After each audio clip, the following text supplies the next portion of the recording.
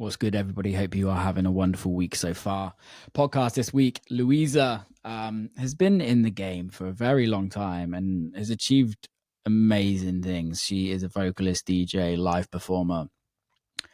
She also has a podcast, and she has been on this crusade of streaming platforms and kind of informing the people of what streaming platforms are up to, and what is the best for artists and what isn't the best for artists.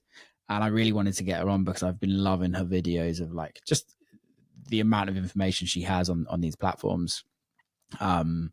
We get into that pretty heavily at the beginning and then move on to growing artist careers, being comfortable in ourselves, in being artists, and what expectations we have as human beings and as artists ourselves. So without further ado, the one and only Louisahhh. And we are live. Louisahhh, how are you, mate?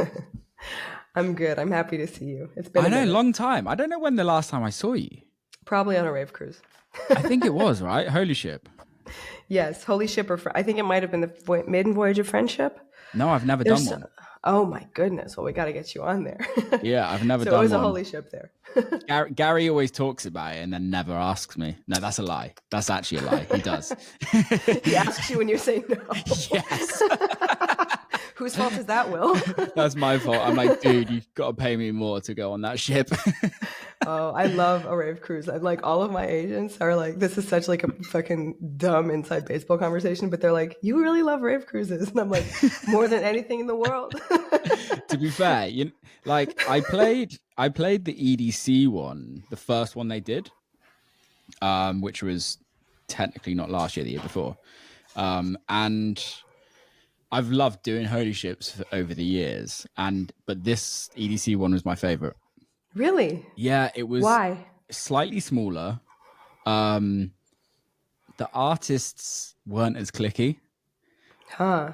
I always find that, and maybe that's just because of my self-consciousness over when I was younger in the industry, that I kind of always felt there was a bit more of a clickiness in the artist realms, if you know what I mean. This one, like, everyone was like way more chill. But I think it was after COVID. It was like everyone was just a bit more like loose, which felt nice. But yeah, I really like that one. I think that for me, that's what makes it, because I too am feeling very like self-conscious all the time, and to be like trapped on a boat with people for 4 to 6 days is like kind of a nightmare. But I can also leave. Excuse me, I'm gonna cough. No worries. But you can leave and go to your bed at any point, which is like the dream of a festival. I'm like, I'm going to bed. It's 3 p.m. I'll see you in 4 hours. Yeah. And then like, hi friends. And also I think getting older has been helpful, just because it's like, now I consider myself a rave elder. And it's nice to be like, I don't need to care what anybody thinks of me. Like I've earned my place in this world. At what point did that change for you? Like where you were like, I don't need to worry about anybody else, or whatever anybody else's thoughts and feelings about me don't affect you? I mean, I think there was a kind of cognitive shift around 30, because I've been doing this, I've been DJing and being, doing music professionally since I was 18. But yeah. Around 30, I think that was a mental shift, because I was, as a woman, I was like, I told my therapist, in fact, that I was like, right now I'm irrelevant. And he's like, what? And I'm like, no one gives a shit about women after they turn 30. And he's like, I don't think that's true. But it helped me just be like, I can do whatever I want now. Like I'm 30 and now I'm 39. I just turned 39, and it's really been like the goal. Excuse me, I'm having a hard time with my voice right now. No worries. Sorry, Will. No, that's fine. It's like the goal. Somebody asked me, what's something you're doing for the first time this year? Something that you're doing for this past year was something that you did for the first time, something you did for the last time, and something that you hope to keep on doing. And the thing I did for the last time was like put my self-worth in the hands of people I didn't like or respect. Yeah. And I'm not going to do like I've decided no more of that. Thank you. It's really hard though, isn't it? Because I think it's very easy to say I'm not going to do that, but it's to actually action that I find the hardest. Absolutely. And I do think that it requires quite a lot of support to action that, like in terms of surrounding yourself with people who you really like and admire, that you can give mutual validation to be like, you're on the right track, kid. And then also to, you know, to have a sense of integrity. Like, I think, like, believing in yourself and what you're doing and being like, I like this work, and that's enough, you know, especially in our business when there's a lot of noise all the time. So much noise, which kind of goes on to the crusade that I have been loving what you've been doing recently, about the extreme noise in this industry and where we're at with the DSPs. For anybody that doesn't know what DSP stands for, digital streaming platforms, if I think it stands for that. Absolutely. Correct. And kind of where, because I think you kind of sit where a lot of the people that have been in this industry for a long time kind of sit as well, where you've seen from vinyls to LimeWire and Napster to Beatport to CDs to USBs to streaming. And I think you have like a very wide knowledge of what of the issues the industry's always been through, and also the pros of what the industry's been through. And I'm loving what you've been kind of talking about on your Instagram. So did you want to dig into that? Yeah, sure. It's funny. Before, it's like my partner was like, "What are you doing?" And I'm like, "I'm going on Will Clarke's podcast." And then I told him that, because we do Peloton together. I was like, "Peloton loves Will Clarke. You definitely heard his music." And Peloton, by the way, is hilariously the highest paid streaming platform. Is it really? Congratulations. It is. It pays like 20 times more than everybody else, but you have to buy a $1,500 bike. Wah, wah. That's true. That's true. So, you know, I was like, thank you for buying a bike. I didn't buy the bike. I didn't buy the bike. I stream it on my iPad, but God bless Peloton and their music payout system. But like, he was like, "Why are you there? Like, what are you talking about?" I'm like, "I think we're going to talk about how much I hate Spotify." So, and yeah, I mean, what you said is true to some extent. Like, when I started DJing, it was around 2003, 2004. So it was like the age of like CDJs, where you actually had to use CDs. Yeah. And so, you know, I used my fair share of LimeWire, and I used Serato, and I downloaded from blogs. Like, I've been through my own ways of music consumption, right? Yeah. But I think as an industry standard, we're in a new, fresh hell where, you know, to recap just some fun facts and figures for your listening audience. The reasons, plural, that I'm so mad at Spotify is that they've demonetized 80% of the songs on the platform by not paying for songs that received less than 1,000 streams. They pay $0.003 per stream, the lowest of all DSPs. They fired 51% of the curatorial team and now rely on AI. The CEO claims that the cost of music making is close to zero, which we both know is not true. Meanwhile, the CEO makes 2.5 billion times the average musician and is richer than any musician in history. It's like, so it's like, it's inconceivable. It's like unthinkable. Yeah. The level of hypocrisy. Anyway, they're pioneering and pushing perfect fit content, i.e. creating and licensing tracks using AI and production companies, and then seeding the tracks to editorial playlists to avoid paying real artists. Even the creators of perfect fit content must cede control of their own royalties. And then they have the least information on song credits of all streaming platforms, rendering music labor invisible while really pushing numbers of streams, kind of equating streams with popularity, which is true, but popularity doesn't equal the value of music, right? Because like, just because something's popular doesn't mean it's good, which we all know. So this, I consider this all to be evil bullshit. And okay. I've been talking about it kind of incessantly. So I guess on that side of things, all right. And I don't, in my opinion, I think I kind of want there to be the other side of the story, right? Is there, like, do you see any pros about Spotify? No. No, just because I do think that there are other ways to consume music. that even if they are digital streaming platforms, which I think are very important to our careers, like for instance, I think that they're like, I don't consider Spotify a necessary evil, but I consider it necessary to continue keeping my own music there, for instance, because it's too important at this point to not kind of give information in terms of the metrics to labels and promoters and agents and management and those who might be booking, you know, festivals. Like a lot of people rely on those metrics to value your music. And I'm not, you know, I don't have an anti-Spotify stance because I don't have a lot of streams. Like I'm doing okay, baby. It's more that I think that because a platform that is so widely problematic is the industry standard and the most widely used music platform.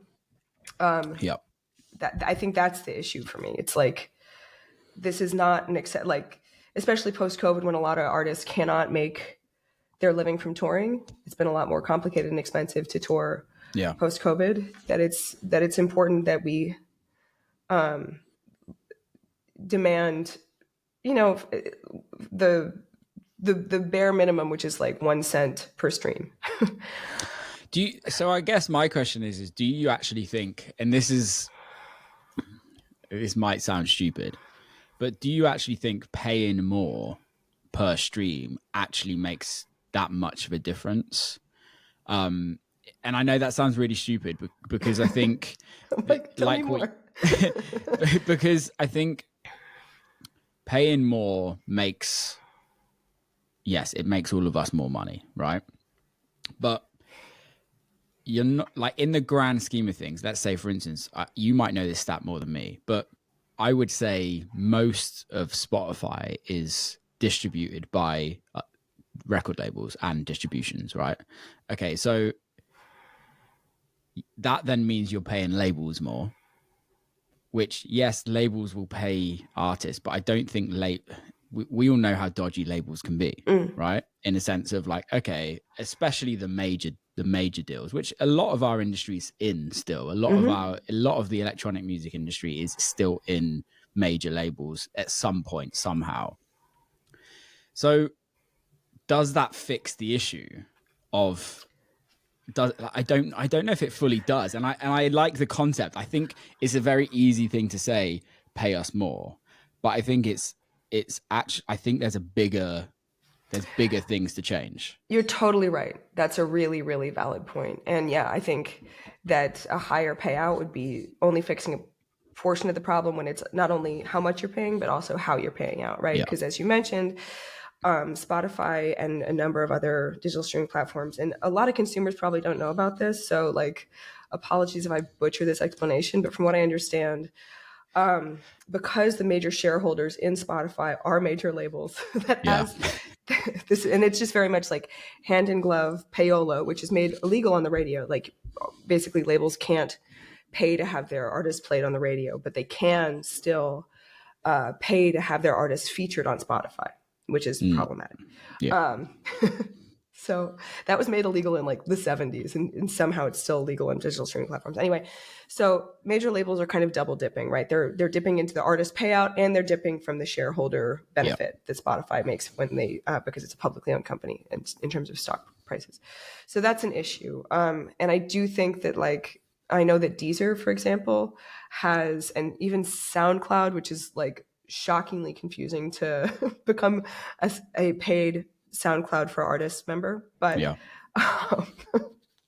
and for anybody who's wondering, I've done a more detailed description of like which is the least evil music streaming platform in my reels, and it's a wormhole. I did not anticipate that when I started this project. But basically, like, certain streaming platforms like Deezer or SoundCloud have payouts that are kind of more direct to artists. They are directly reflecting the subscription prices of your actual listeners go into the artist pocket, which I think makes a little bit more sense, just because it's a lot less opaque. One of the issues with Spotify also is that they've recently kind of combined their audiobook and obviously podcasts libraries into the same platform, and they therefore can be quite vague about what goes where. And so like that's it's just all really like it's kind of in all in the shadow. Like there's not a lot of information about who's getting what money and how. And so, yeah, I feel like it, you know, I do think that I really believe that music is valuable. I agree. And that it's important for people to have access to music. And I love that, you know, folks can hear new things and get turned on to new bands and artists and playlists, etc. But I do also think that it's like that music making isn't free. Yeah. And artists, like, music labor is labor, and artists deserve to get paid. That's my kind of stance, you know? Well, I can't remember who I had a conversation with off the podcast, and they turned around and said music is now being treated like an art gallery that you can go in and just pick off any picture off the wall and take it home and have it for as long as you want. And I think the thing is the consumers aren't aware of this at all, right? I think beforehand, even when Apple iTunes was a thing, you would pay $1.99 or 99 cents for a record, and you bought that record, and you can listen to that record as many times as you want because you've bought the property of that version, right? Same with vinyl, same with CD, same with mini disc, all of those things that we kind of bought as physical kind of products. The issue even is an MP3, which is like in your computer, not just in the cloud. Yeah, and you can do kind of what you want with it, right? To a certain extent. But I think the issue now is the subscription platforms is that it's giving people an unlimited amount of whatever they want for no extra cost. But what actually suffers from that is the artist and the art, in my opinion. Like, absolutely. I think you get people making music to fit algorithms, to fit things to work on social media to then drive streams. You then get companies making music to build streaming platforms. You get companies making playlists that they can charge artists to go on to get more streams. Like, I think there's third-party playlists that charge artists more than what they would ever get for all of the streams you'd get. Absolutely. From that playlist, right? Yeah, and for quote-unquote visibility, which is such a fucking scam. Yeah. And for me, I think there's ways. I've got theories to fix it. But is subscription models the way forward? I mean, I think that's a really good question, and I really agree with your assessment that it is changing the art, you know, for the whole, like, something doesn't count on Spotify, and maybe the other digital streaming platforms also, I'm not quite sure, but I know with Spotify, if somebody skips before the 30-second mark, it doesn't get counted as a play. Yeah. So artists will try and make something that happens in 30 seconds, or instead of a fucking, like, you know, an album that has a lot of long songs or a few long songs, people are really making kind of short releases, so they have more opportunities to get more streams, right? So it's really changing the way we output, even if we're kind of trying to go against the grain, or if you're not trying to think about that when you're making a record, it will definitely come into play when you're trying to sign that record that you just made that has 4 14-minute long songs. It's like, excuse me, what? You know, so I think that it is a reality that like our habits of as listeners and as creators are shifting as a result of this. I mean, you know, I do think that there are obviously some benefits to subscription-based models, but I do wonder, like, I think that because I do think that, like, this is, you know, convenience is king. Like, and a lot of consumers either don't know or don't care how things are made, which is why we have, which is why I'm like, why, you know, there's no ethical consumption under capitalism. Hot takes on the World podcast. But that being said, like, we are in the bad place. It's kind of my stance. It's like it's really difficult to make good choices if your options suck and if convenience is very, like, cunning, baffling, and powerful.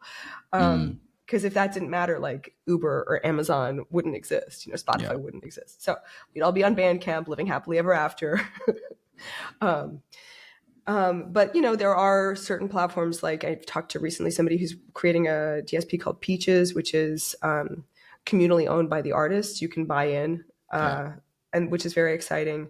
There's one, and that, you know, that's still a subscription model, but it's like the wealth distribution is significantly different. Also one called, I want to say Resolute, if I'm not mistaken. And they do like you stream to own, essentially. Like you stream something 9 times and then you own it, but it costs a little bit every time you stream, or it kind of is taken out of your subscription price. And I think there are definitely interesting models that exist. And unfortunately right now, the biggest catalogs are owned by the big 3, which is kind of Spotify, Apple, Tidal, occasionally YouTube, occasionally Amazon Music is in there. Yeah. And they're not known for their ethical practices. But realistically, like, let's be honest, Spotify owns, I think, 85% of the market, and the rest is evenly distributed between all of them, right? Amazon's probably just taken over Apple Music. My theory is Apple Music was, as much as I really respect Apple Music, because they do try and push artists. They try out their way. They really try, and they do pay more. And I do like Apple Music in a sense of what they try to do. I think they're also a massive corporation that it takes time to get things moving, but at least you can, as an artist, and I don't know your experience with Apple, is you get to talk to somebody, you get to like have feedback. If you send them something, and I can only speak for experience, I can't speak that everyone's getting that, if you know what I mean. But for me, it's like I can speak to somebody at Apple on the playlist team and they go, this is a bit shit, Will, not really into this record, so we're not going to support it. At least it's a human, yeah. Yeah, or the other side is, actually, Will, we really like this, we're going to put this on New Music Friday, or whatever that is, right? I like that, and I fully respect that. And the crew that are working that are in the culture of what they're working on. Whereas, to be fair, you get the same with Amazon, right? Like, they do feel like they're pushing artists a little bit more. However, the issue is Amazon. the pool is, I don't know. I think, like, I personally don't have an issue with people being fucking rich and being very successful. I think what Jeff Bezos has done to the world has completely changed it. And I think in my personal opinion, it's helped me, right? So I can be very selfish and go, you know what? It's actually helped me as a human being. Like, I live in the bumfuck middle of nowhere. Getting anything is impossible. Yeah, exactly. Same as you, right? Like, so Amazon has helped me in that sense. I don't know about the ethics and all of that. I don't really dig into it. So I can't really talk too much about it, right? Yeah. But, like, I know people that have businesses, and Amazon has helped grow their businesses massively. And realistically, I want people to be successful in this world. On the music side of things, their side of the industry is so small that it doesn't move the needle, right? Yeah. Same with Apple. If Apple sorted their platform out and made their platform good, it would be a whole different situation. Apple would take over because easily. They have the money, they have the ability to grow, but their platform is so bad, which then goes on a conspiracy theory to say that Apple Music is like not actually for music. It's to sell Apple phones and product, right? Which I think it is and always has been, realistically. That's why iTunes happened, because it was more so to sell product, iPods. But I guess, is there like 3 things? If Spotify changed tomorrow, if Spotify called you up, right, and was like, we heard you're mad. We heard you're fucking pissed. And you know what? It's actually hit it. Like, we get it, right? And we want to try and do something. Like, what are those 3 things that you really think would make a difference? That's a really good question. I mean, Yeah, I think a lot of I'll just preface this by saying a lot of the information that I have is based on the writings of Liz Pelly, who's been on an anti-Spotify crusade for like a long time. And she has a new book out called Mood Machine, The Cost of a Perfect Playlist, about all this stuff. Highly recommend. Amazing. And then also this guy, Cory Doctorow, who has a book called Choke Point Capitalism that's about how kind of systematically platforms such as Spotify, such as Amazon, such as Meta go from serving to try and get like onboarding users, then serving businesses that they can sell to the users, and then kind of cutting the businesses off and serving shareholders, which is a lot of what we've seen. So I think, especially in Spotify, because they have decreased their payout per artist over the last decade significantly. So I would say I think there's a danger in pushing and valuing the work. And I'm I'm on my hot take mobile. Hot take express coming through. And this is coming like kind of off the dome, so I didn't think too hard about this. Don't come at me. No, go for it. I know you wouldn't, Will, but I'm concerned about your listeners. No, but I also think it's like, look, we're all human beings. We're allowed to change our minds tomorrow, right? And I think this is the thing, is whatever we say today might change tomorrow. But I think this is the conversation now that needs to have to then change the minds for tomorrow. Absolutely. I mean, I think, borrowing, I do think that there's like ways of making this less evil. I think some of the reasons why Amazon and Apple are able to be slightly less evil than Spotify is that their income and shareholder price is not based exclusively on the music portion of their companies, right?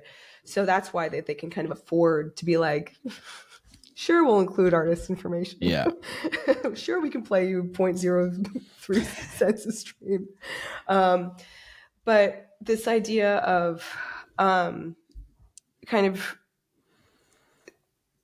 basically ceasing to devalue music would be really, and artists as creators would be really important. I think that there's kind of, we're moving swiftly towards a tipping point where AI is getting better and better, and that's awesome as long as it's a creative tool. We love AI as a creative tool, great. But if it's there to kind of avoid paying human artists, that is problematic. Like, again, like I want AI to do my laundry and tell me what groceries I need to buy. I do not, and like I wanted to use like Vocaline to like line, so I don't have to comp, like as a musician, that's what I want AI for. I do not want AI to take the jobs of people who are making stuff that feels like it's coming from a real place, So I think that there are ways of redistributing wealth and valuing music and valuing artists that would be significantly helpful. Right now I'm not clear on what those specifics are, but I do know that like instead of kind of being a farm for like essentially mood data, which is really interesting. Like that's a weird way to look at Spotify as a farm for mood data, where instead of artists creating something that's like special that you connect to, like as a lover of music, I wonder, and this might lead us off on a tangent, who knows, it's going to be crazy, but I wonder like what makes music valuable to you? Like what was the first song or band that made you want to do this with your life? That's a genuine question. I'm curious as to what you say. Faithless. Amazing. Yeah, like in the electronic world, Faithless and Chemical Brothers were like the ones that made me go, I have to do it. What changed in your heart? Like like can you remember hearing this music for the first time and just being like, wow? It wasn't specifically. I remember my brother brought me home this like Dance 95 CD. It was like Dance Hits 95, and to be fair, it was cheesy as fuck. There was some very cheesy trance records on there, but I think like God as a DJ was on there, or Insomnia, and then my dad took me to see Faithless when I was like 11. And I think for me that was the moment it all changed. But it's actually really interesting to see like a lot of artists that were absolutely massive back then just didn't maintain. Yeah, it just didn't get big. Like some of them have headlined Glastonbury, right? Biggest festival in the world. And then going back to that streaming platform, can't even get 100,000 streams on a record. Mm-hmm. And you're like, what happened? What changed in that? What about you? What was the artist? In dance music, I'm not sure, because it kind of, my entry into dance music came from a place of kind of like alternative and industrial rock. Yeah. So like I remember it's probably like 9, maybe a little bit older. And I heard Garbage for the first time at like 6 a.m. on MTV2. And like my life changed forever. I was just like, this is the coolest thing I've ever seen. Yeah. Like I remember it like kind of scared me. and it was just like, it was such a like drastic and aggressive alternative to all of like the teeny bopper kind of boy bands and like it kind of bubblegum pop that was, it made me feel like I had a place in this world, you know, and like I felt such strong identification. And, you know, I think that it's like those experiences are valuable. Yeah. You know, I agree. And I just want to talk about that because I think, you know, if people are listening to your show, they probably have something similar. And there are people that don't have similar things. Like it's been wild, the comment section on these like fuck Spotify posts, because people are like, I don't want to pay for music. I can get any music I want for $11 a month and my life is great. And I'm like, good for you, asshole. And then I block them. Because blocking is a form of self-care. I encourage everybody to do it. Just because it's like, I'm not going to convince you, but I do think that if music is important to you, then this conversation is important to you, you know. Just because in order for, I think, especially as, you know, equity, diversity, and inclusion has been a really, you know, big topic in dance music over the last, especially like since COVID, but obviously prior to that, in order for artists to survive, they need to be able to eat. And so in order to be able to eat, they have to be able to get paid, and to be able to tour, they also have to be able to make money off their music in order to kind of tour, because like, you know, most artists, especially in America that I know, have like 2 or 3 day jobs in order to be able to have this as a craft. And so, you know, if you zoom out by kind of cutting the artist out of the conversation and not valuing art as something that we pay for, as you said, like a gallery that you can just like take home the art and hang it on your walls for however long you want for free, like that's not a sustainable way to continue music being created. You know, I think it's important. No, I totally agree. So I want to go back to the Spotify stopping paying for less than 1,000 streams. Less than 1,000 streams at this moment pays bugger all anyway, right? If you get 1,000 streams, I don't know what you're generating. Let me do some calculators, but I'm like $1. It's not even that. $1.3. Okay, yeah, you're right. Fast math, baby. Okay, but then let's say, for instance, that's signed to a record label and luckily you got a 50-50 deal, right?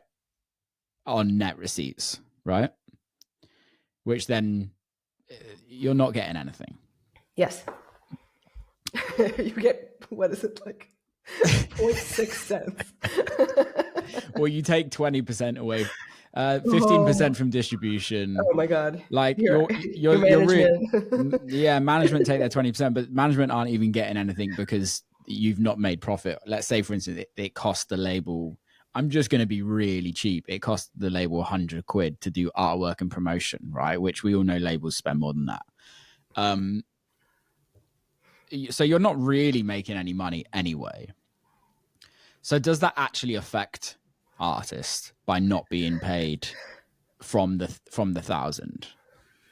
I mean, maybe yes, maybe no. Like I've seen other artists talk about this and they were saying that, you know, like even getting, let's say, like slightly less than 1,000 streams, like say 999 streams, but on like their whole catalog, right? Earn them, you know, tens of bucks a month that they could pay for studio electricity on or something. You know, like I think it's more the principle of the thing, that like this idea that if you're not hyper successful, then your work is meaningless. And I think that that's like a shitty principle. No, I agree.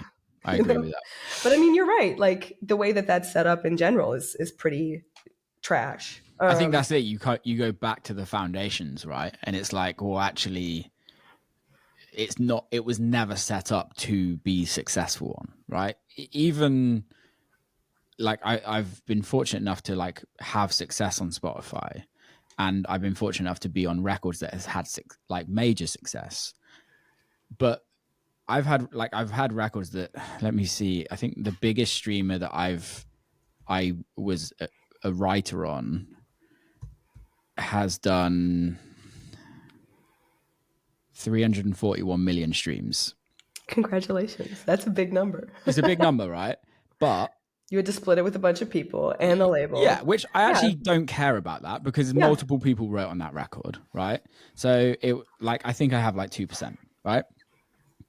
It's a major deal, blah, blah, blah. I earn reasonably okay money from that, but would it pay for me to live for a year? Absolutely not. Oh, heavens, no. Absolutely not. A month? No. Like, if I collate it over a year, over like the whole time, like it's an okay wage, right? It doesn't really pay anymore. It's done its thing, and it was old. But the thing is that's generated a lot of money for somebody, right? And it's not necessarily the artist. I know the original artist, has done a huge publishing deal. They eventually did a huge record deal. But is the artist actually making as much as everybody else? No. No, certainly not.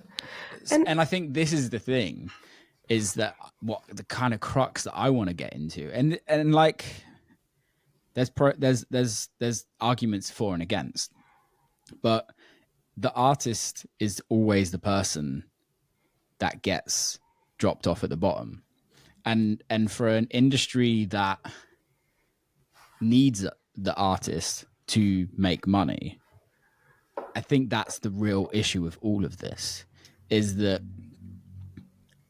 the artists aren't put first. Absolutely. I mean, and it's interesting that you say that, because it's like you're coming in at that as a songwriter in that instance, right? And I think songwriters get even worse treatment. Yeah, you know that.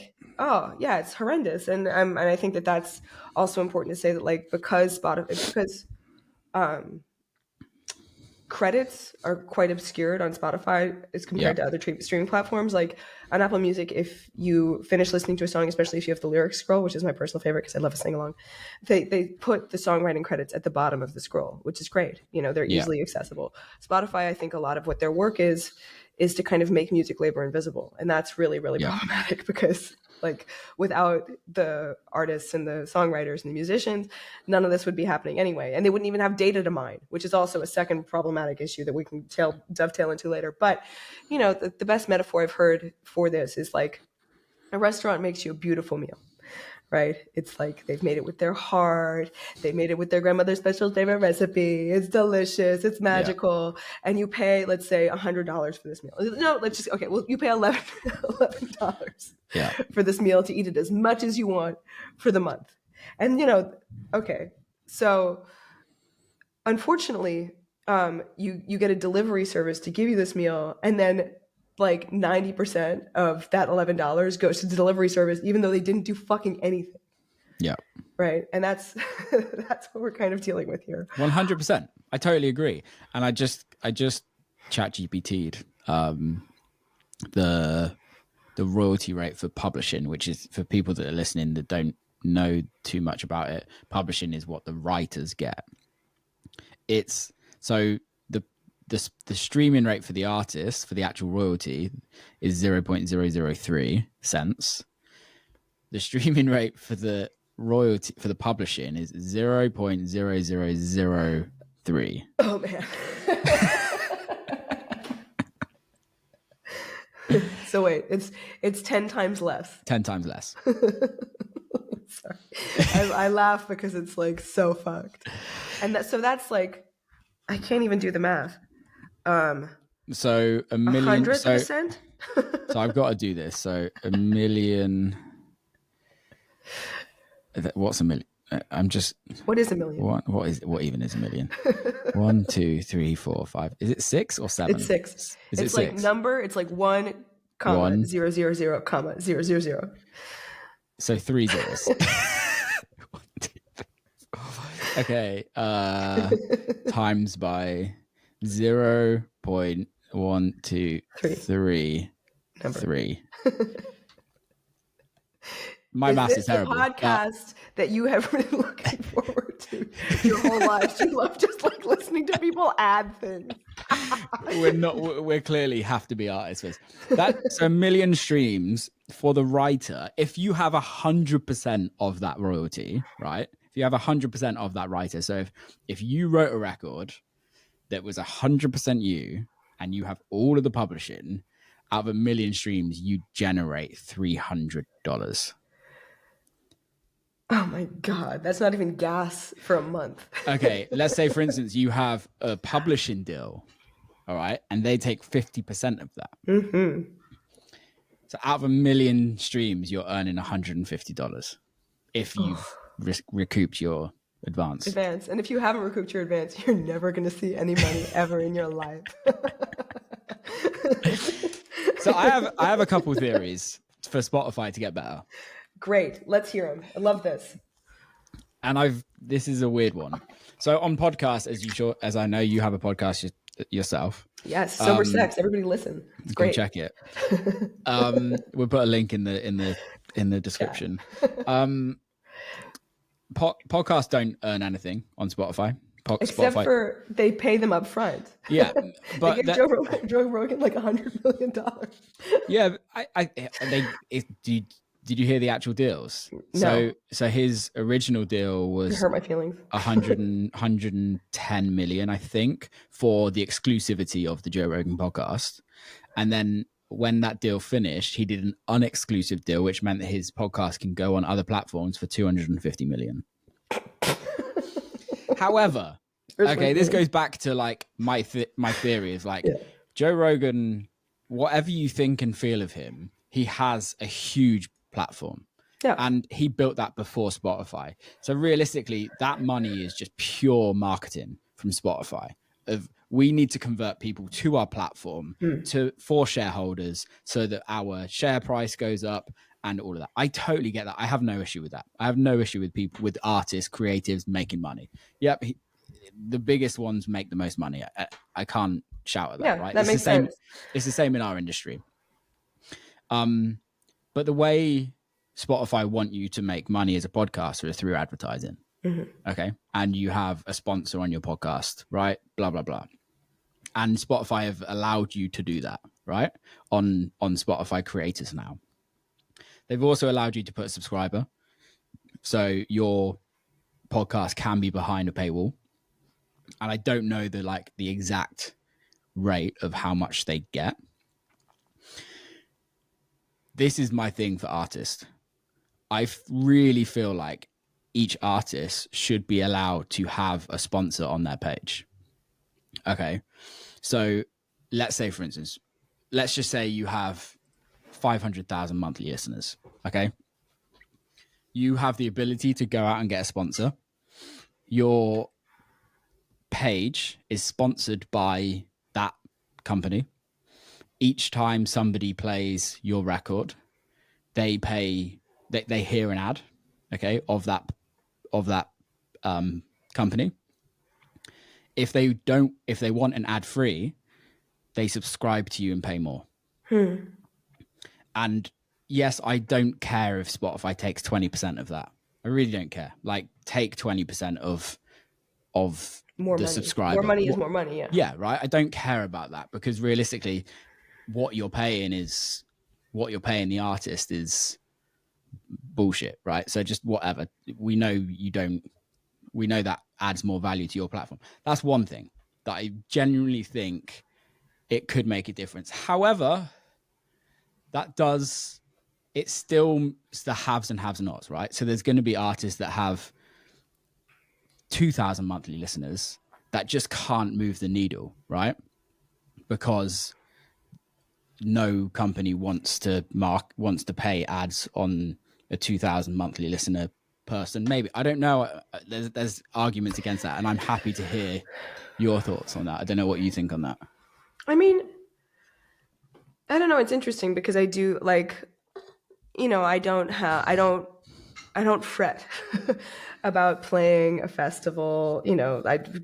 Heineken Green Room. I know that we were like many of our careers were deeply supported by Red Bull or Scion at some point. There's been certain companies that have been really kind of steadfast. Boost Mobile.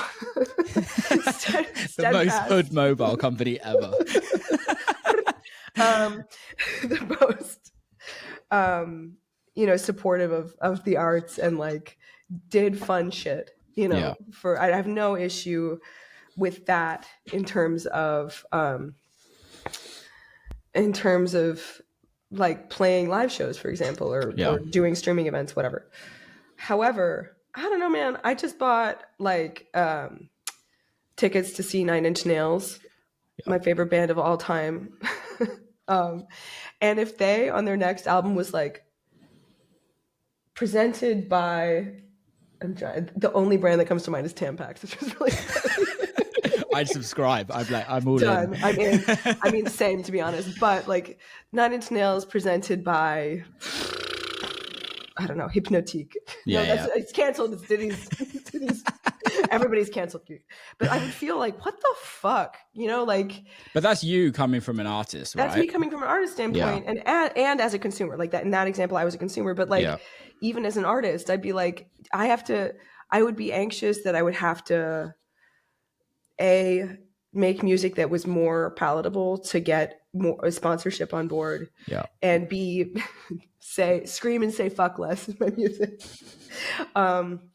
which is not particularly aligned with my goals as an artist. I'll disagree with that though, because I think now we're in 2025, like I believe there's huge companies, and I'm not just saying huge companies, I think there's multiple companies that want to align with artists because artists bring real cultural relevance, and I think we hold the power in cultural relevance, if you know what I mean, and that's worth something way more than what any of these companies will ever get, right? Like you see companies, from the biggest companies to the smallest companies, to like flip-flop between their views on what's culturally relevant at the time, because that's what they're doing to do, because they need to sell. That's fact. That's literally it. I mean, I would tend to agree with you. I just think that like I want to make work that doesn't have like, basically, I think at this stage in the game, as both an artist and a consumer, it's really important what we consume and how we consume it. And I would say, instead of kind of getting Spotify to change their ways when they've clearly shown time and time again that they like do not give a shit about artists. Then I would say just like, I'm unsubscribing, and it took me a really long time to get to that place because my playlist, because like I got used to the user experience, but it's been like a month and a half on Apple Music now. It's been fine. I was able to transfer my playlist without too much of an ordeal. Like, I would say that if you care about music or if you make music, there's other ways than kind of pandering to fucking Spotify to change, which I don't think they will. And B, like, I don't want to have to, like, pardon my French, suck company cock to like have a paywall. Like I want to be able to, and this is maybe asking a lot, like I want to be able to make what I want and connect it in the most direct way with people who care about it for money. No. So I guess going on to the subscription model, that's one thing that I think could make a difference. I think the other thing that would make a massive difference that we've all seen, right, is the fact that they just unemployed half the teams, the editorial teams. The editorial playlists have become more and more stagnant. People don't give a fuck about it. It's all unless you're on the top 10 of those playlists, and this isn't all of them, but a lot of the playlists, you're an AI, you're in algorithmic territory, which means that, okay, you've been added to tech house top hits, right? Unless you're in the top 10 or the top 20, you actually haven't been added. You've been given the chance to go on there through, if people listen to you anyway. I've been added to playlists, or I got the email to say you've been added to this. I've gone onto that playlist and not seen my name because I'm not in my own algorithm, which is crazy. I'm my biggest supporter. So you're like, wait a second. Yeah. So that's wrong. And I think we talk about the culture. I like to talk about the culture of this industry because I think this industry is built on culture, and having editorial teams that aren't in the culture choose what artists go where purely based on stats isn't how to grow good culture in this industry. Amen, man. And I think we're seeing it more. I had a conversation with my manager last night.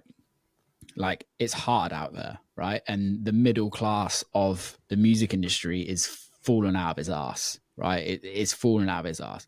But realistically, the middle class of the music industry is what actually creates culture. For sure. And it's what pushes culture forward. Yeah, we're not all making the biggest hits, but we're probably making the best music. And I don't mean that in an arrogant way. It just generally is the case. The biggest artists in the world aren't necessarily pushing the best music in the world, right? Well, I mean, because you're in the middle. A, the middle is where the meat is. And B, I think in a play, when you're in a position to play and sell out like 500 to 1,500 person capacity venues, which are swiftly disappearing, by the way. Yeah, exactly. Yeah.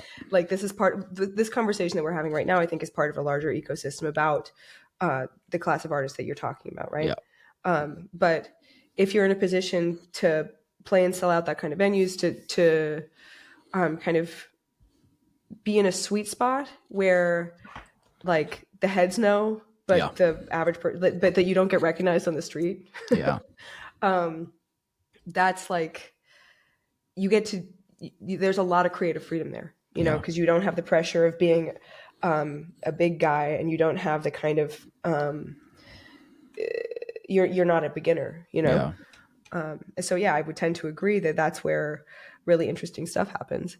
And as you say, that like, I think, especially in a bigger economic picture, that class of artists is less and less visible, both on streaming and touring, but also is just like less able to make music because life is expensive and music is not paying. Yeah.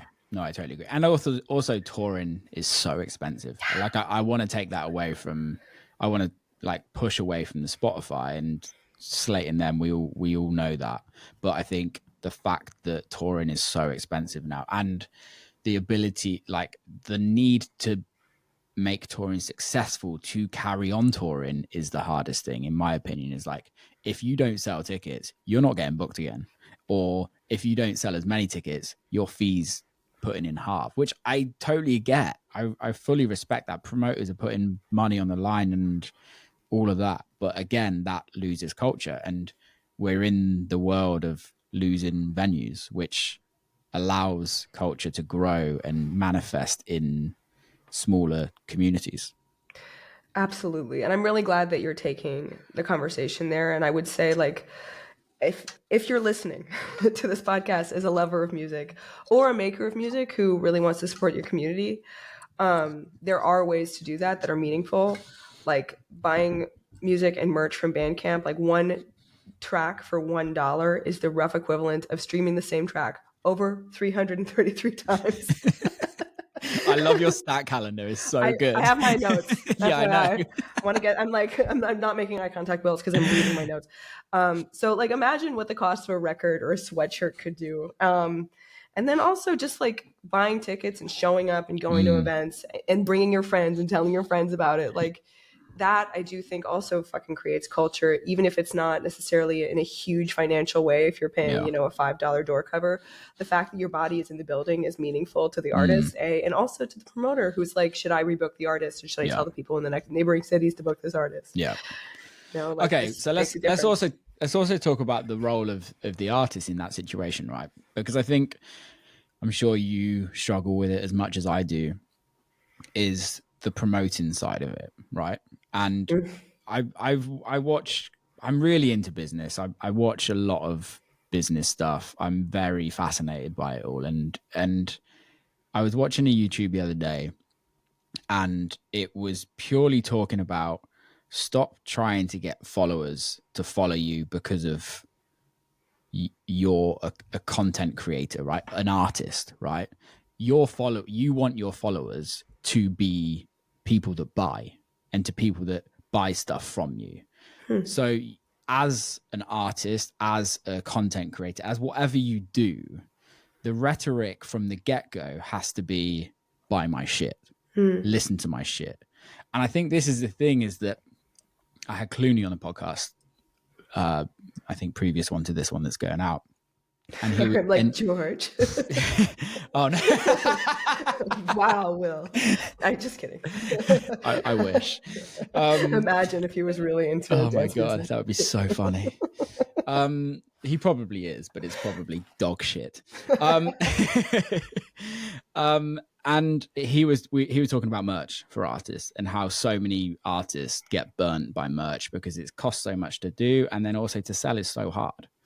And I think, does that now, do we need to change how we are as artists, of like the need to be able to learn to sell? I mean, that's a really interesting question. I think I'm in an interesting place right now where I'm kind of between kind of electronic DJ based ecosystem and a live band kind of band touring band ecosystem. And there's such different attitudes regarding merch in those two camps, mostly because bands sell merch. And they have a place to sell them, and they use it as an opportunity to connect with their fans. And and I think that is something that, whereas, when we get booked to play club shows as dance music artists, the money that we're generating is mostly based on if we're going to sell drinks, you know, if people are going to show up and get drunk. And so there's a really different kind of attitude in terms of like what we're selling and how we're selling it, and how we're interacting with fans surrounding all that, and I don't know, I do think that there's definitely been a shift since the time I started in this industry, from DJs kind of becoming rock stars. And that's interesting too, because like clearly there is a lot of branding involved in that when you talk about like what are you selling, and I see who's doing it well have kind of created lifestyle brands, right? We see like Charlotte DeVitte and her insane series of parties, and I do believe she is selling merch. Like I believe people are buying it, Totally. So it is a good question, is like how, like, and I think more importantly, like, Seth Godin. I don't know. So he's an American marketing guy who does really good. He's really good on podcasts. I'm gonna make him note. And it's great. Talking. And his thing, he wrote a book called Tribes, kind of about how to create a tribe behind your work.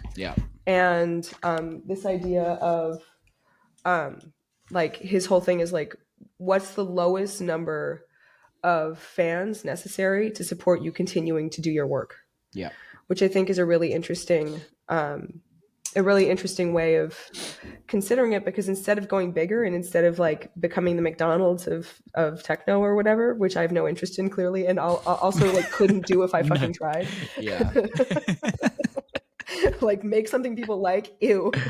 I'd rather die. His thing is like, how can you make a meaningful specific as opposed to kind of a broad generality? And I think a lot about like, what is the meaningful specific that I'm trying to connect people to my music with? Right. And I think that you seem to be doing a really good job of that with the podcast, especially because it allows a lot of like people who are invested in your work can also be invested in your ideas and in your conversations. And that's a really powerful tool, in terms of generating true connection with people who give a fuck, who are invested not only in like a 4-minute song, but also an hour-long conversation. Totally. No, that's actually really interesting. You said that. I was talking to a friend who has been in the music industry for a long time, but he's English, lives in America, in the process of, do I do my visa again? Do I not? Like, in so a sense expensive. of it's expensive, but also like he's not a full-time touring artist. He's just lived there for so long. But I was like, what do you want to do? Like, what's the goal? You're in your 40s. Like, do you want to do the artist thing? And if so, what does that look like? Okay. But I think also as you get older as an artist, which something that I don't know about you have done now, but I've started doing that since I became into my 30s. I'm like, and get it's old. like I am doing it now, Will. It's great. but it's like, how much money do I need to earn to sustain the lifestyle for me that I've become accustomed to? And that was the conversation I had with him. And I was like, your knowledge of the industry, you've been in the industry for 30 years, right? Your knowledge of the industry is worth money. Okay. If you're not going to go all in on this artist thing, which I don't think everyone should, if you know what I mean, I think there comes a time when people just are tired of it and don't want it fully. They say they want it, but they don't necessarily want it. But you have a world of knowledge that so many people will pay for. But how do you build a business out of that?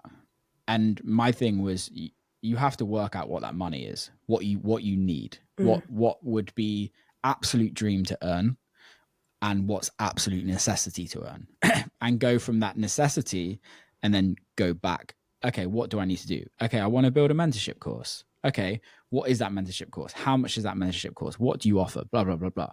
And I think it goes back to what you were saying about Seth Godin. Kevin Kelly is classic for it, right? With his 1,000 True Fans. I go on about this all the time on the podcast.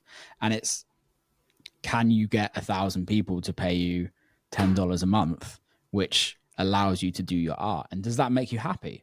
Or does it make you happy if 1,000 people were paying you $5? Or is your lifestyle extremely ridiculous and you need those people to pay you $100 a month? I don't care what that is, but you as a human being you have to decide that. And whatever that is, you need to decide how to build your business. But we're in the music industry and it's becoming more and more about business. So work out what your needs are before you get to the point of being fucked and going, I'm 50 years old and I have nothing. I think that's a really useful kind of metric in terms of like, what's your baseline needs? And I think a lot about one, my favorite quote was, it's show biz, it's not show friends. So true. I'm like, it's like so cynical, but it's really funny.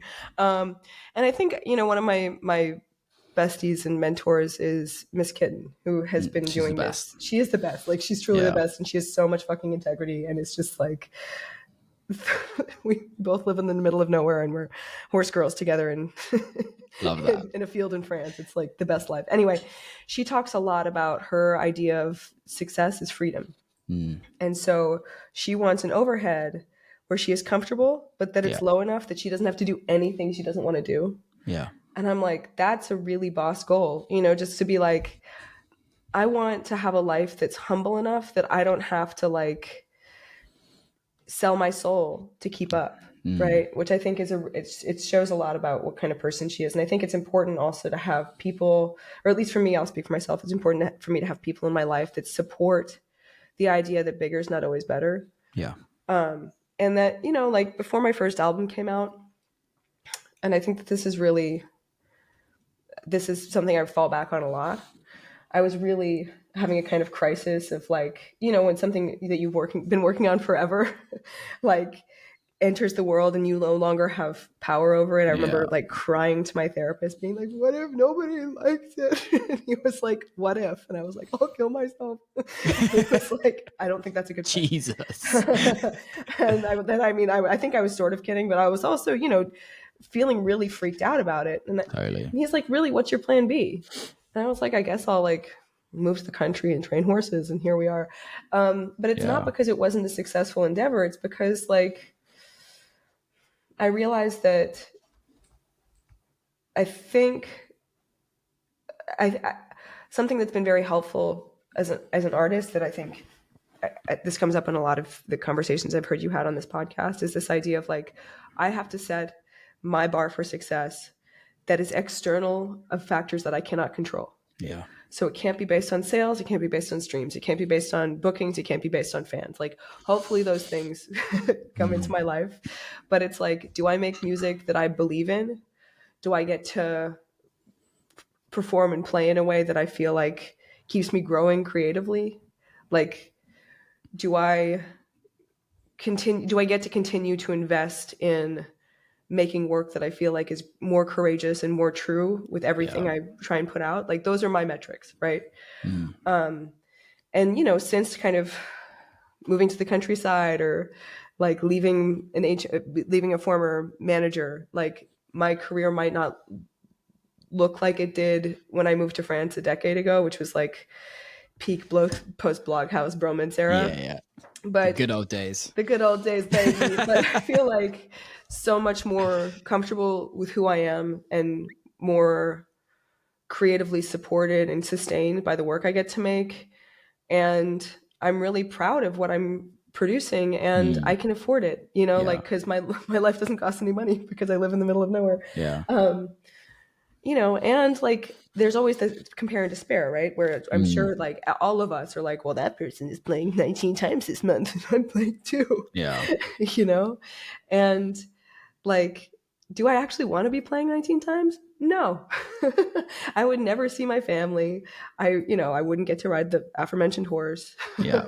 Like, I would feel insane. Yeah. Like, my anxiety and depression would be really loud. Yeah. So it's also about like, outside of career success, it's like, does this look like a life that is actually sustainable and enjoyable? You know, because like you can't post enjoy it, I think is a really important message, you know, like what infinite future am I going to like wish that I spent more time on planes? None. I really respect that, and I'm trying to get there. I'm not there, if I'm totally honest. Like I'm trying to get there. I literally had a conversation. I'm like in a very different situation in my career where I've just, like, November last year, I just put out my first album, and then I did my first like live tour. Congratulations. And thanks. And now I'm in this period where like I'm not releasing music and I'm writing album 2, and it's weird.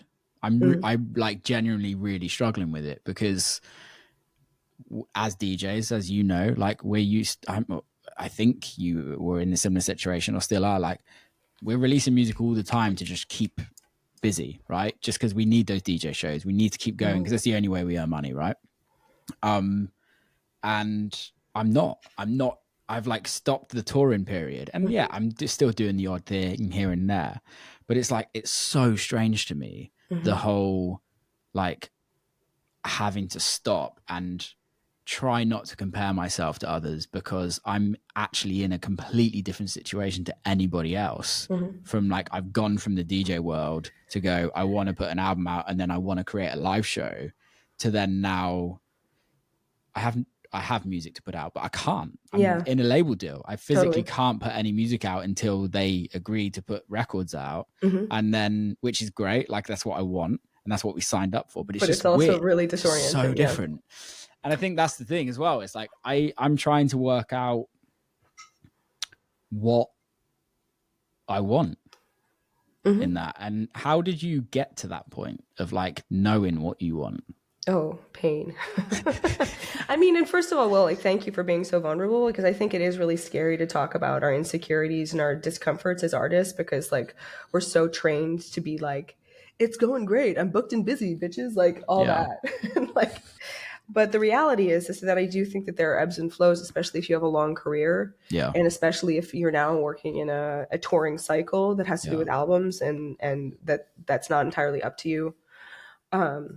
And also that I think shifting from DJ shows and like club shows to live events is very disorienting also for our audiences, because often they don't necessarily follow us, or we get new fans, and it's like it can be a real trip. And I don't know if I felt for a long time that, not a long time, I felt for maybe a couple of years, because like I put out my first album. It was supposed to be our first live show was February 2020. And then we toured kind of intermittently, as with this live band project from like August 2021 until November 2022, I think. And it was like every show could have been our last, which was actually really useful because it made me forced me into being present with it. Like, this could be it, so you better fucking enjoy it. And that was like the biggest spiritual lesson I could have possibly learned, because I'm not very good at being present. And I loved it more than anything I've ever done in my life. Like, roaring on stage is my favorite thing, turns out. Surprise, surprise. And said by the singer. And it kind of opened up this thing where I, especially kind of post-COVID, I felt like, you know, there was the landscape changed violently. Yeah. And perhaps you also came into that. For me, it was like, there's a lot of like, for me as a woman in this industry, suddenly it felt like there was a lot of women who were like younger, hotter, hungrier, making like more TikTok famous, like banging trance techno, like that were getting a lot more views and followers and comments, blah, blah, blah. And so I decided I didn't want to compete because I couldn't, and also had no interest in like playing that game. Yeah. And so it was really frustrating, and I felt like kind of fucked up about it for a while, but ultimately kind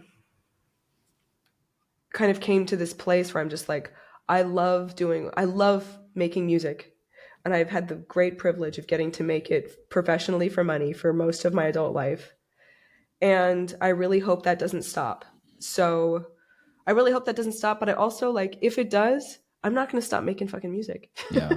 You know, like, I'm into music no matter what. So what can I do that feels creative and brave, fulfilling, and like generous of spirit to keep growing as an artist if I can't control the outcomes? And so now I have 2 bands, which is unexpected. But like, that's not at all what I wanted. Like, I wanted to write a solo album and get out of that label deal and fucking release and tour again. And then the finances of it didn't seem like that they were going to work out, just because like touring a band turns out is fucking expensive. Yeah. Jesus. Such a different, like, people are like, what do you mean I don't just get to show up with my USB stick and my headphones? I know. And you pay me a ton of money and for my hotel and my flights. What do you mean I have to like pay to get 5 people here? Yeah. And you're going to give me like no money. You're telling me. I know. Oh it's my so God. insane. And I'm like, I want to do this. It's so hard, because when I did the live show, it was like end of November. We did 6 shows. First time I've ever done it. Took like, also like, mine's live, but like single. So it's like, it's just me. But like, there's But 7. you have a light guy and a sound guy? There's 7 Gal. of us. There's there 7. you go. There's 7 of us, and that's including support, because I wanted to bring like support on, so it was like a consistent throughout the whole tour. And like, yeah, it's like I did the tour, and then I did a DJ show like after, and I was like, oh wow, So like, easy. I can go to dinner. I don't have to go like straight from the flight or straight from the bus or whatever that is to set up, to sound check, and then stay there till venue close, set down. We've got it easy as DJs. It's insane. And I'm like, but I'm bored. No, I get that. I think for me, it's also working out like, what are those DJ sets that I decide to do to make it unboring. Yeah. Well, and the idea of like, I think it's actually more difficult because I was kind of kidding with I'm bored. Like, I found a place with DJing again where it feels really fun and fulfilling and playful and delightful. Like, now I'm doing kind of a live hybrid because that's cool. I want to scream, but I also want to DJ. Yeah. But this idea, I think that you also kind of are circling around, is that like, it can be a very different audience. It's very actually difficult to transfer the live audience to the nightclub and the nightclub audience to the live show, because they're at different times in different venues, and it's not necessarily the same network. Yeah. You know, so it's like, how, I think it kind of goes back to your branding question of like, how do you communicate what you're doing to the people that want to know about it? Because I think that part has been very kind of confounding. it's really hard, and I actually like it's something that I it was oversight from me, of like, let's say for instance, like, I don't want to say numbers too much because my manager will absolutely kill me. But let's Shut up, say, for instance, manager. Are you listening? You better he be. listens to everyone, to be fair. He's the best. He's God generally the bless. best. But like, let's say, for instance, an LA show, okay, like before, like we could in a nightclub, we could sell serious tickets. Like, not serious, like we're not selling tens of thousands of tickets, but we're selling pretty decent tickets. And like, let's say for instance, our last show, we sold the club out a month before, and we had Amazing. the same amount of tickets on the wait list to buy on the wait list. So we could have sold it out twice, right? Which you think, okay, you can sell that in a nightclub, you can then go sell that in a live ticket venue. Absolutely fucking not. Yeah, it's crazy. And it's also the rhetoric of like what I failed on, in the sense of like, live, what does that mean to anybody? We know what that means. I know what that means. But like, does my fans know what that means? Does, like, it's a brand new live show. No one's seen it. I don't even know what it looks like because I've never done it and I'm on stage. Like, how can we even present that to people when I don't even know what it is, when my team don't even know what it is?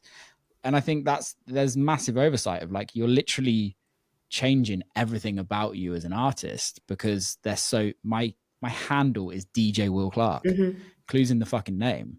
And so I think like that I learned massive amounts, but I think there's also, as artists, we have to expect failure. Yeah, that's a really good. I think that's and I mean, I think also that like, failure gets kind of a bad rep. 100%. It's like, it's maybe not expect failure, because like, again, if we set the bar of success, this is something that is within your control, which is like trying something new, bringing your friends along for the ride, doing it to the best of your ability, feeling like it's innovative, feeling like you're pushing yourself creatively, like fucking beautiful. Like, then it's a massive success, right? Yeah. But it's like, you're like, oh shit, I sold 600 tickets less than I anticipated. Fuck. Yeah. You know, that's it can feel like a rude awakening, or as you said, like we learning a lot, you know. And there's this confusion of like, I think especially in terms of, and I have no answers, like I'm kind of in the same boat, like in terms of I think it's not expect failure, it's like, be aware that there will be a cost to trying to grow in a new way. And if you're down for that cost, then by all means, like, go forth and grow. But if you're not down for that cost, like, you might be, I think a lot about like the difference between arts and entertainment, you know, and fucking entertainment is sick. Everybody loves a magic show in Vegas. 100%. 100%. You know? But like, I'm here as an artist because mostly I can't help it, and I'm not very good at entertainment. Like, I can't fake it, you know? Yeah. And I'm not that consistent. Like, I'm consistently raw. That's kind of what I can offer. But I'm not very good at smiling when I don't feel happy, you know? So I'm here as an artist, and like, if I choose art and if I choose to grow because the alternative makes me kind of miserable, then like, I have to adjust my expectations for the choices I make, which is, I think I was refusing to do so for like a couple of years, and it really made me miserable. It made me very bitter. But I think bitterness is the enemy of inspiration. So I had to get over it. No, I love that, and thanks for sharing that, because I think a lot of people will. I know I can, but I take a lot from that. But I know a lot of people listening to this can. I get it all the time. DMs going, I've been producing for 5 years and I'm not getting anything, and no one's giving me anything, and it's like, well, you actually don't deserve anything. Like, none of us deserve anything, right? Apart from, there comes a point when somebody does help you out, and that's it, right? And then your journey can start to the next thing. And we can all compare ourselves, and we can all go, why are we not doing that? And there's no net positives out of any of that, realistically. Yeah. I mean, the only thing I would add to that is that like, I think I can feel really beat down by this idea of like none of us deserve anything. Like, yes, that any success, quote unquote, that we get is like a fucking insane gift. It is luck, mostly. Especially nowadays. Yeah, totally. And it's like, sorry, the dog's like don't worry. making noise. She's like, oh, she's frustrated. I'll get to she's her like, shut up, mum. She's like, stop your yapping your jaw. What was I saying? Riot, god damn it, just kidding. You were talking about not deserving anything. Yes. So this can be kind of a stance that I use to beat myself up as an artist of like, you don't deserve anything, you entitled prick. And it's like, that's not, for my sensitive creative spirit, that can be hard to swallow. So this idea of really so my side hustle, it's good to have a side hustle, by the way. Listeners, get your side hustle going. Mine is consent education. Cool. One, because it's a great time. And two, because I think it is really applicable to the work that, we do in terms of framing circumstance in a way where like you can sit there with your arms crossed and be like, I didn't consent to this. Or you can be like, I made specific choices with my life, with what I do with my time, with how I make my work. And I am responsible for the position I'm in. And I can either make different choices. For instance, if I feel financially insecure as an artist, maybe I can not be like, maybe I can make art my side hustle and get a day-to-day job, which doesn't have to be like swallowing a bitter pill. It can be like, this is a choice I'm making because like I want a nicer quality of life, and a more stable financial situation, whatever. But it's this idea of like, I made choices and I accept reality. Like if things aren't going my way, like what can I choose to do with that situation to avoid that kind of paralyzing feeling of bitterness? Yeah. One sec. The dog is becoming very paralyzingly bitter and I have to let her out. Give me 30 seconds. Right. How can I help you? Come on. Come on. I know. Life is hard. Come on. Ready? Okay.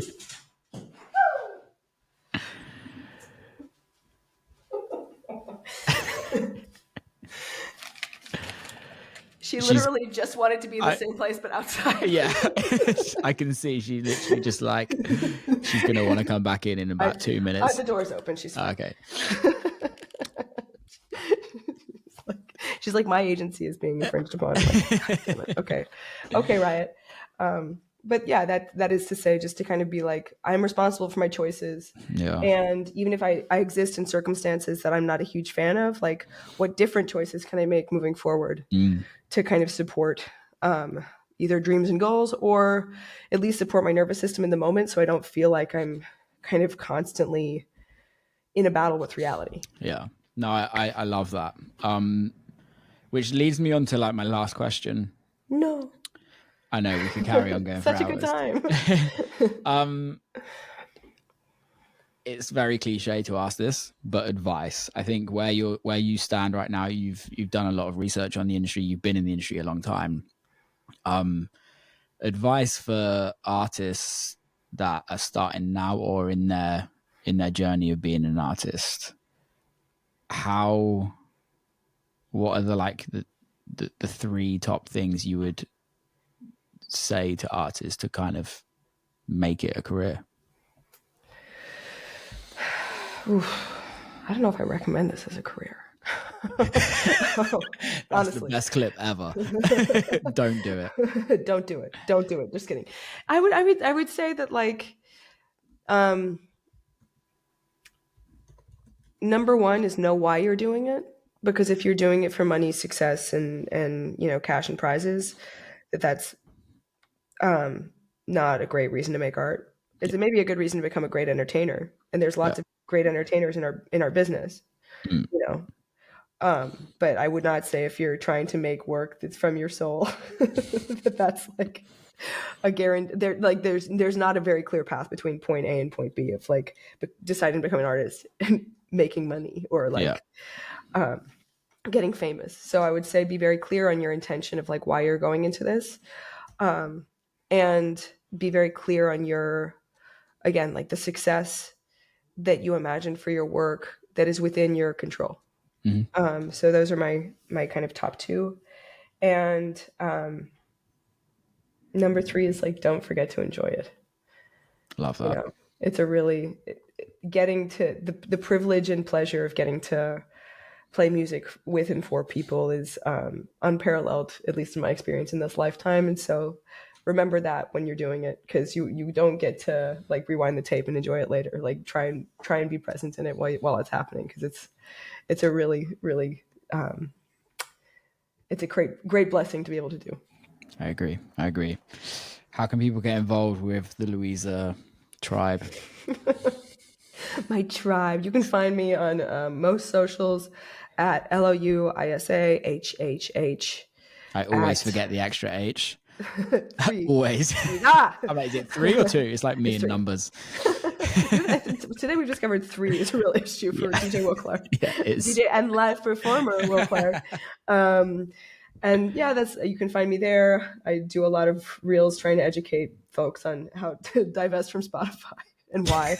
And I have a record label called RAAR, RAAR, and you can find our music on the Bandcamp of raarlabel.bandcamp.com.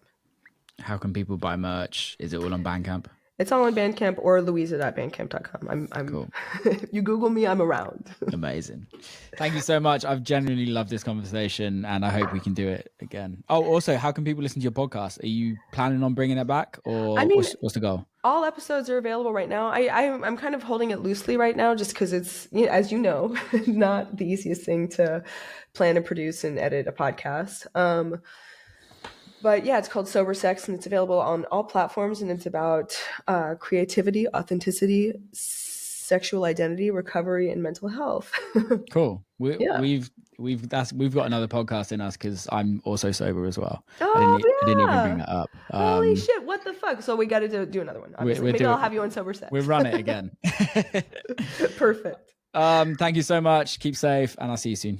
It's been a pleasure. Thanks for having me. Peace. And that is a wrap. Big love to Louisahhh for coming on. Absolutely loved it. I hope you did enjoy it. Please subscribe. Please share it with your friends. Please give us a comment in the captions or whatever you're listening or watching on. Till next time.